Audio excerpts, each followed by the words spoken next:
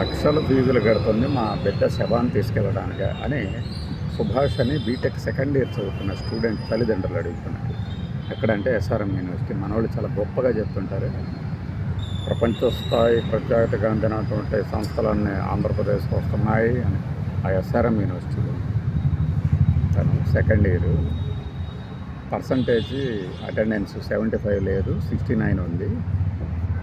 నేను ఈసారి మెరుగుపరుచుకుంటాను అటెండెన్స్, దయచేసి హాల్ టికెట్ ఇవ్వండి అన్నా కూడా ఇవ్వకపోతే, ఎగ్జామ్స్ రానియకపోతుంటే, అంటే రాయడానికి అనుమతిని ఇవ్వకపోతుంటే పైకి వెళ్ళి సూసైడ్ చేసుకుని చనిపోయింది. ఊరికే వాళ్ళు మాట్లాడిన ఒక చిన్న మాట అనమాట, ఎగ్జామ్స్ రాయనివ్వడం లేదు అంతే, జీవితం అయిపోయింది. కట్టిన ఫీజులు నిన్న ఉదయం 6:30కి జరిగితే సంఘటన 10 గంటలకు సమాచారం ఇస్తారట తల్లిదండ్రులకి. ఇవి చదువులు. ఇలాంటి యూనివర్సిటీలకి, ఇలాంటి కాలేజీల గురించి మనం గొప్పగా ప్రకటనలు ఇస్తాము, వీళ్ళ నోళ్ళు మొక్కుస్తాము. మరి ఎస్ఆర్ఎం యూనివర్సిటీకి సంబంధించిన యాడ్స్ వస్తాయేమో చూస్తూ ఉండండి ఇవాళ రేపు. ఇది గొప్ప యూనివర్సిటీలు చేసే పని అన్నమాట.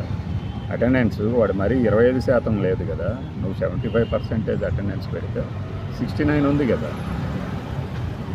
ఏ కారణాల వల్ల రాలేదో ఒక సంజాయిషీ లెటర్ రాసుకోవచ్చు. కాండినేషన్ అని ఒకటి ఉంటుంది, డబ్బులు కడితే దాన్ని సరి చేసేది. అయితే డబ్బులు కట్టాళ్ళే పరిహారం చేసుకున్నాడు రాననుకొని, అవేమీ కాకుండా ఒక ప్రాణం బలి తీసుకోవడానికి. అంటే ఈ సంఘటనలు చూడటానికి చాలా మామూలుగా ఎందుకు అయిపోయాయంటే మన అన్నీ తోలుమందం బతుకులు అయిపోయినాయి.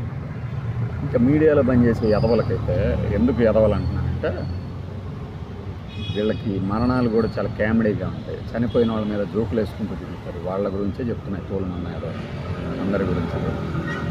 వాళ్ళ ఇంట్లో ఇలాంటి మరణం కనుక సంభవిస్తే అప్పుడు దాని మీద జోక్ వేస్తే ఎలా ఉంటుందో వాళ్ళకి అర్థం అవుతుంది. ఇప్పుడు తల్లిదండ్రులు ఏం చేయాలి? ఇచ్చిన శవాన్ని తీసుకుపోయి పోస్ట్ మార్టం చేయించుకొని కేసు పెట్టి చేతులు దొరుకుకోవాలి. వాళ్ళ కర్మ ఇలా కాలింది, మనమే చేసుకున్నాము చేతులాగా. ఆ బీటెక్లో జాయిన్ చేసి అన్ని లక్షలు ఖర్చు పెట్టైనా సరే మంచి చదువు, మంచి భవిష్యత్తు ఇవ్వాలనుకోవటం మనం చేసిన తప్పు అనుకుంటూ కూర్చోవాలి. వీటి గురించి ఆలోచించుకోండి అందరూ. బీటెక్లు, ఎంబీబీఎస్లు, ఇంకేమైనా సరే మన వాడిని పంపించేసి వాడు వెంటబడి వాడు చదవట్లేదు అని వాడిని హింస పెట్టి, కాలేజీలో స్కూళ్ళల్లో వాళ్ళు హింస పెట్టి ఏమవుతారు? కౌన్సిలింగ్ ఉండాలిగా, సైకాలజీ క్లాసులు కూడా పెట్టాలి ప్రతి ఇది కేటగిరీలో. ఏ విద్యనైనా అభ్యసించనీయం, అది ఎంబీబీఎస్ కావచ్చు, ఇంజనీరింగ్ కావచ్చు, కౌన్సిలింగ్ సెంటర్లు ఉండాలి ప్రతి కాలేజీలో.